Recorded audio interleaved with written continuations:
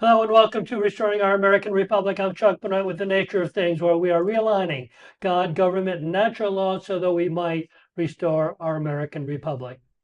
U.S. Supreme Court Justice Henry Brockholz Livingston said, treason not only holds a conspicuous and genuinely the first place in every catalog of crimes, but is almost universally punished with death. Now, our Constitution defines treason very narrowly for this reason alone. In Article 1, Section 6, talks about senators and representatives. They shall, in all cases, except for treason, felony, and breach of the peace, be privileged from arresting their attendance at the sessions of their respective houses and in going and returning from them. Now, we've regularly had Democrat politicians breaching the peace. Few pay the penalty to that, but this morning we're talking about treason. So moving on to Article 2, Section 4 says the President, Vice President, and all civil officers of the United States shall be removed from office on impeachment for conviction of treason, bribery, or other high crimes and misdemeanors. But in Article 3, Section 3, we get the definition, if you will, of treason. Treason against the United States shall consist only in levying war against them, the 50 states, or in adhering to their enemies, giving them aid and comfort. Now, right here is where we get close to what Democrats are doing, adhering to our enemies and giving them aid and comfort. Democrats cry out about our president using his clearly defined executive powers as being unconstitutional. Well, I would say that giving aid and comfort to our enemies is far more clear of a violation of our Constitution, far more specifically articulated, with a far greater penalty to be administered, I might add. But where's the outcry? Mr. Levine, good morning. Good morning, Chuck. What an interesting subject you bring up, because I personally totally agree. I think with the tone of what you just said. So I'm sitting here the last few years, really. I mean, ever since Donald Trump came on the scene, right? And I'm telling you right now that anyone who advocates for a country that we're at war with on American soil, I would suggest qualifies to be tried for treason. Chuck, what do you think? Well, I mean, I'm just reading the clearly and very, very narrowly defined definition of treason. And when you're that clear and that narrowly defined and you fall into that particular definition, my feeling is, yeah, it sounds very Okay, well, much let me like take it further. Let me take it a little further, Chuck. Okay. So if I'm a legislator serving in Congress, whether in the House or the Senate, or even a bureaucrat in any of the agencies, right? And I'm utilizing my position to aid and comfort a foreign enemy, which would be China, Russia, Iran, North Korea, and I'm sure others. I personally believe, Chuck, that fits your definition of treason, don't you? well, yeah, it kind of does, and it's not my definition. It happens to be the definition of the No, I get it. It's the Constitution. Constitution. Okay, well, I know we're kind of beating a dead horse here, although not. But I'm saying to you that if people intentionally, you can go to the United Nations, you can go to all of the non-governmental organizations who recruited people to storm our borders under the Biden administration. And I believe that that was done for the purpose of undermining the sovereignty of this nation. Can you agree, Chuck? Well, yeah, I think a lot of that has to do exactly with that. And again, where's the outcry? Unfortunately, probably most of us don't really know the Constitution. I mean, a lot of people cry treason for a lot of reasons that do not fit into this particular very, very clearly and very narrowly defined definition. But my feeling is this very much does. Well, Chuck, I'm going to close up this part of our conversation today by saying, and it's a big statement, Chuck. I mean, if you take a look and cast a net and catch everyone who qualifies under the terms that we just talked about, that's a very large number of people. Yeah. And mostly and when Democrats. you look at that and say, and well, not only Democrats, because No, I'll tell I you said right now, mostly. there's a lot. That's right. That's good. I like that. But I'm saying to you that when you look at the severity of the punishment for treason, that is a pretty horrific situation because you could kill. You could. Let's You just could say put convict. Use the more word than convict. 1,000. Convict. Okay, that's instead of having to actually, I guess, Yeah. But I am saying to you that would be a very large number of people who would be subject to the penalty as convicted for treason, Chuck. That's There a you go. large number of people. That's my point. Woo! There you go. There you That's a go. There you big go. There you deal. go. Well, let's get a That's a little closer big to home. deal. Let's get a little closer to home. We're gonna start talking about how a political party, in particular here in Florida, operates, and we're dealing with Title IX, Chapter 103 of Florida law. Florida statute. Florida Correct. statutes. Okay. So Title IX, Chapter 103, electors and elections in political parties. So let's start out with point number one under this 103.091. Each political party of the state shall be represented by a state executive committee. Well, we have that, right? Keep in mind, Chuck, that this law governs all registered political parties in Florida. This isn't about one party or the other. All political parties in Florida that are registered with the Secretary of State as a political party must comply with this statute. This is where the governance of political parties happens in the state of Florida. So, yes. I mean, if you want to talk about the Republican Party and the Democrat Party and the Libertarian Party, etc., they all are required to have a state executive committee.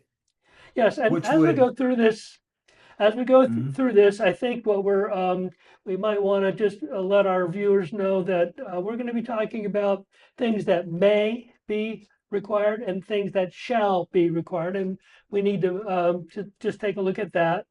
It says county executive committees and other committees may be established in accordance with the rules of the state executive committee. So the state, that means that they don't have to have the statewide parties, which is the only way you can have a political party, right? If you have a political party in Florida, you got to be registered with the state. But they may establish county executive committees. May. It doesn't say they shall. It says they may, Chuck. So Republican executive committees are optional. Oh, and I say, of course, me personally, I constantly default to the Republican because I'm a registered Republican. But no political party must have county executive committees. And keep in mind, for small parties, it may be difficult to establish executive committees in every county, but they're not required to by law, Chuck. Yeah. So again, a political party may provide for the selection of its national committee and its state and county executive committees in such a manner as they deem proper. That seems a little loosely. Sure. So they could say, again, when you look at it, you're talking about members of the political party being represented at the national level. So, various different political parties select those representatives in different ways. And this law allows each political party to determine how they elect or choose. I said the word elect is wrong. It's not, they don't elect, they select a go through whatever process they deem acceptable for the method for which they deliver representatives from the state, Chuck. So yeah, so now um, this next sentence is a little confusing to me. It's not confusing. It just seems to be very, very loosely again written. Unless otherwise provided by party rule, in other words, if there's no party rule, the county members, the county executive committee of each political party shall consist of at least two members, a man and a woman, from each precinct, who shall be called the precinct committee man and committee woman. Now, in other words, the party can make a rule that sidesteps this, but if they don't, they shall. I don't know. That sounds a That's little odd correct. to me. Well, Okay. again, this is another example of how the state legislature really empowers the political parties to run their stuff, their business any way they want. Yeah. Which, Very good. hey, who knows, right? I mean, we can have, I'm sure we'll get around to it and just talk about whether these are good ideas or bad ideas, right? Yeah. Well, hopefully we may. I mean, there's a lot here to go over for our one morning, one live stream here, but let's just keep trying to move through this. Here says for counties divided into 40 or more precincts, which Lake County would be, I think, uh, would be in that particular category. The state executive committee may adopt a district unit of representation for such county executive committees. I think you got a little bit of an issue with the may adopt. Well, I mean, this is just a great opportunity, depending on your point of view. If you believe in collectivism, then you want fewer voices at the table when the political party makes its, does its planning, organizing, that kind of thing. If, you believe that a broader base of representation is good, that's my personal point of view, then changing the word may in that line to shall means that every county that has more than 40 precincts would be required to have a district method of representation to the state party. So Lake County, where we live, has over 100 precincts. So Lake County has more than 40 precincts. So if we were to change the word may to shall, then we would fall into a classification where the political parties would have to be required to set up a district form of representation, Chuck. Which would you think that would kind of segment the power of the party? In other words, kind of bring five different districts that might be competing for our personal interest, or do you think that would actually strengthen the party? I personally believe that if we were on a district method of representation, then more voters would be involved because it's a shorter drive to the meeting. They are electing people into their officer positions that they know because they live in a special district, which in Lake County, I would imagine if we did that, those would be the same as county commission districts, which would get us down below 40, right? And I think personally, I think that would be great. I would support that. I am somebody who I like to be able to know the people that are making the decisions on my behalf. So you can ask yourself, when you're on a county-wide level, how likely is it that in 100 precincts that what percentage of the total population of a political party's membership knows the chairman of the party or the state committee man or the state committee woman or any of its officers? And I would suggest that if we were doing this on a district unit of representation, the probability that then a higher percentage of the members of the party would personally know the officers of the party in their district, Chuck.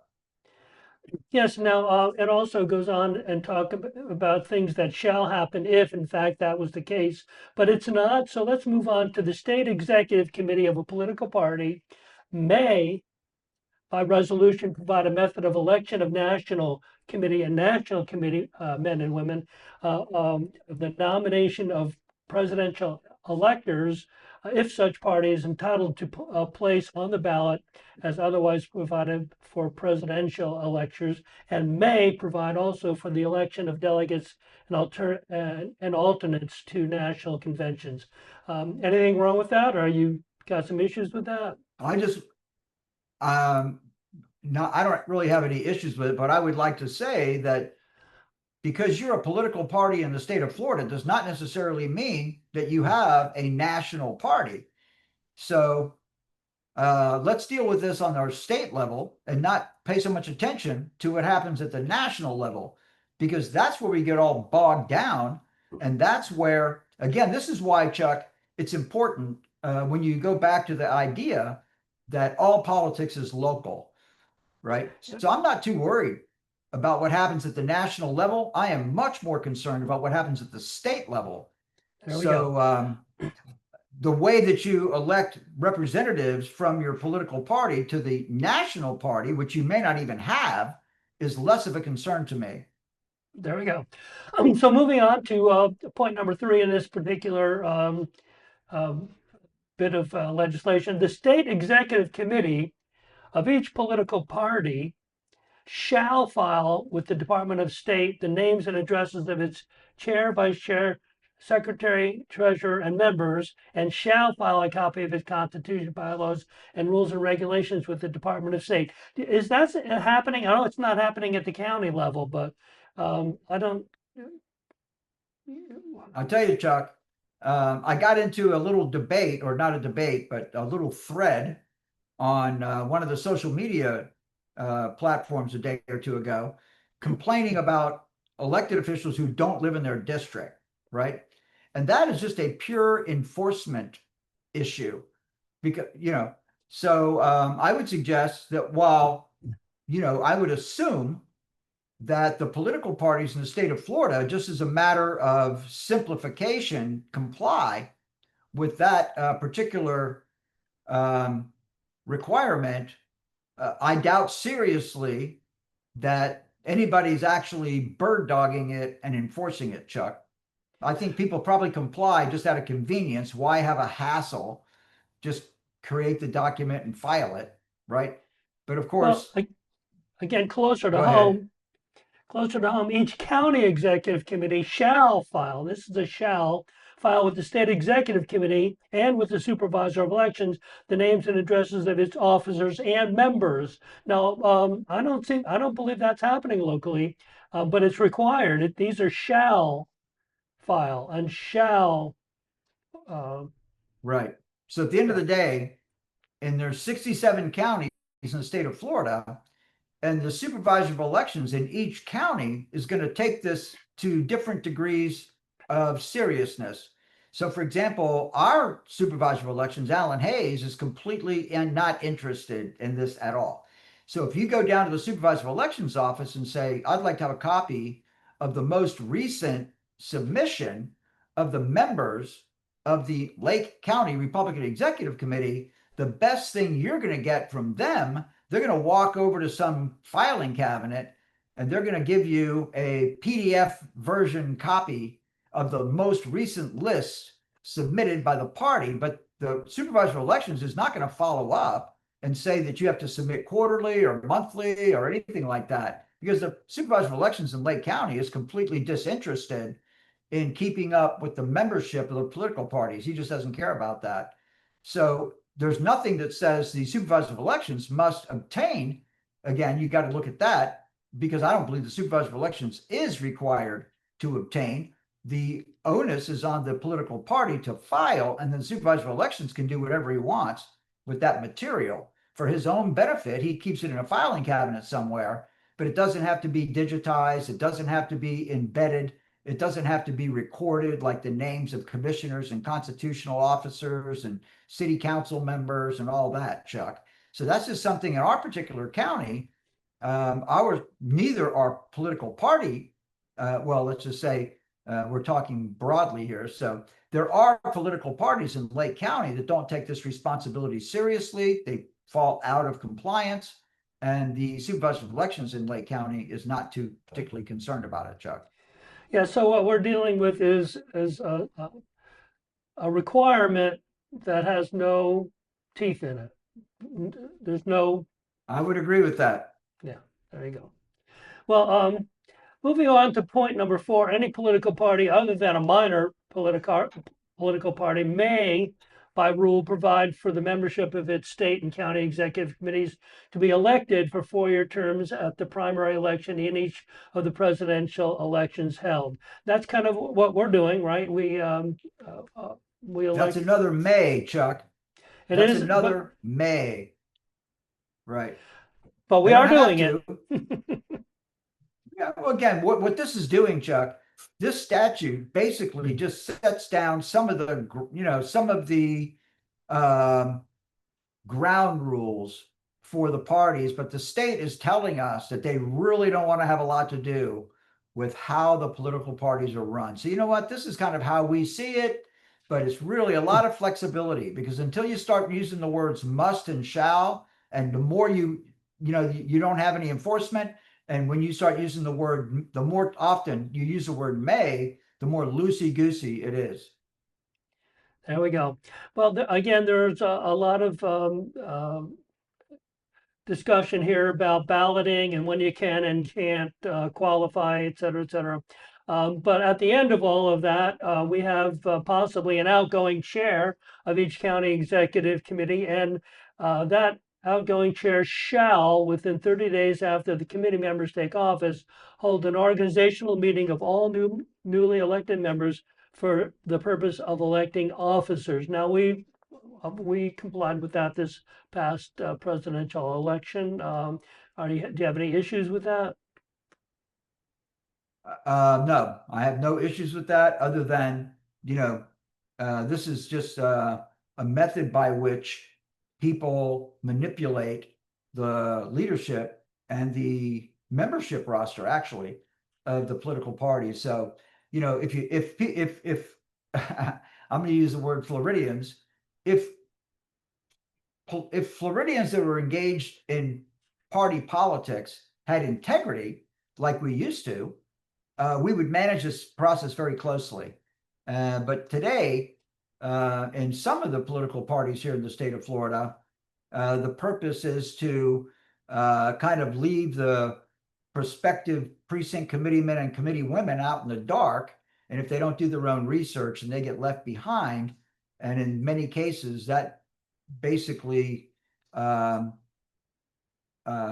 works in favor of the interests of one political leaning within the political party as opposed to another, Chuck. And that's what happened in the 2024 presidential election cycle here in Lake County. Right. It goes on to say that the state executive committee has 60 days to do the same thing instead of just 30. But point number 5. No. Let me clarify that. That's important, okay? Because the state committee can't do its work until the counties have done their work. Understood? So, for example, if the presidential election is early in November, and on the first day of December, the counties are going to elect their officers. So the state of Florida, the statewide political committees don't know who their local leadership is. So therefore, they don't know who the members of the state committee are. So they must know who the officers are at the county level, or they will not know who's eligible to run at the state level. So there's 30 days for the counties and 60 days for the state, so that the state can know who is eligible for leadership roles in their state political party, Chuck. Okay, that is an important point that I didn't really think through. Okay, so now we're on through the process, but it says in the event no county committee man or committee woman is elected, or more adequately, a vacancy occurs from any other cause in the county executive committee, the county chair shall call a meeting of the county executive committee by due notice to all members, and the vacancy shall be filled by a majority vote of those present at a meeting in which a quorum is present. So that's happened to us here in Lake County a time or two. In the last 5 or 6 years, at least once, yeah. Well, the big deal there, Chuck, is that the precinct committee men and precinct committee women um, are elected at the precinct level. And it's very unusual in any county in the state of Florida that there would be um, candidates running to fill every single one of those precincts. So the precincts are vacant. So once you get through the general of the election, which determines who the precinct committee men and precinct committee women are, um, then you're going to go to your December 1 when those offices um, are sworn in, and you're going to have a whole bunch of vacancies right there. So then it leaves those vacancies open for the next 4 years as people, come and go from their precinct committee man, precinct committee woman jobs. People apply. If you have an opening, you go through the process of bringing new members on and stuff like that. So that's what that is all about right there. Okay. You got that? Yeah. Does So that make sense to now, in you? regard to the county executive committees, in addition to the members provided for and above subsection 1, each county executive committee shall include all members of the legislature who are residents of that county and members of their respective political party, and who shall be known as at-large committee men and committee women. So any member of the legislature who happens to live in Lake County is an at-large member of that county committee. And here in Lake County, we have one of our executive or our House reps that doesn't live in the county, right? Correct. Yeah, that's the House rep from House District 27. Richard Gentry does not live in Lake County. Therefore, he is not an at-large member um, of the executive committee of his party, which happens to be the Republican Party, Chuck. There we go. So now, the following section is pretty large, and it's talking primarily about the state executive committee.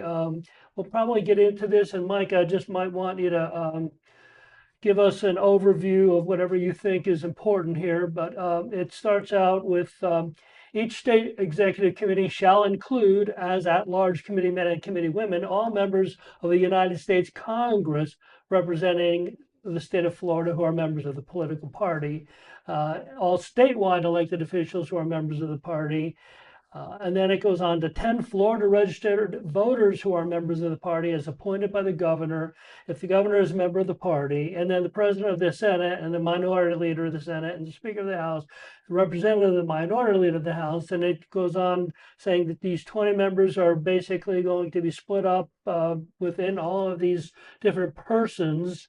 And, what is the importance of knowing all of this from your perspective? Yeah, okay. I'm not, that was a lot. You just covered a lot right there.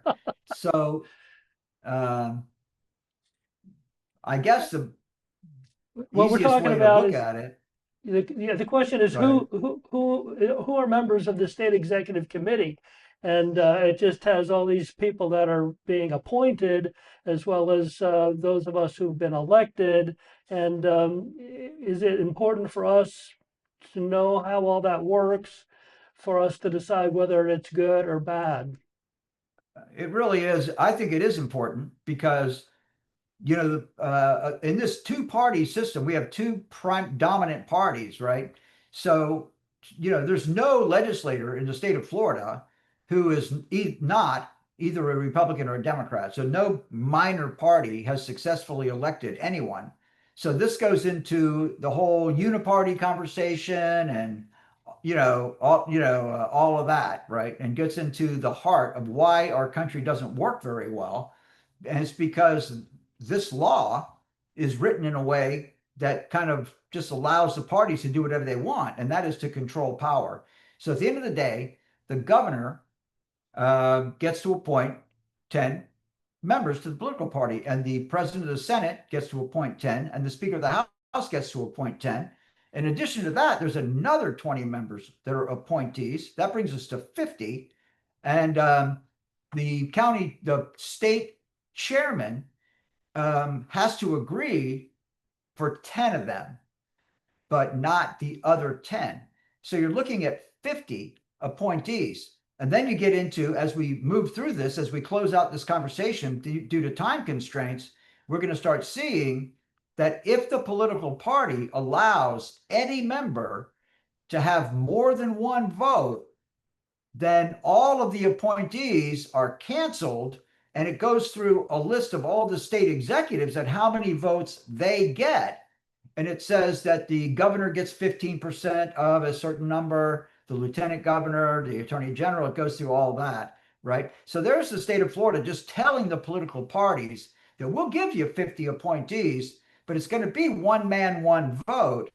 And if you assign stronger voting strength to anyone, then we're going to revert to, then we're going to put it into the hands of the governor, the cabinet, the secretary of state, chief financial officer, attorney general, and it goes through a long list of people who get more than one vote, right? So that's kind of an interesting nuance, but we just don't do that.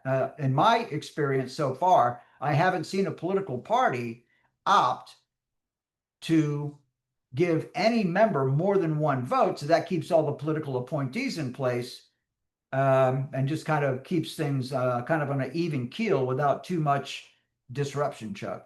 There we go.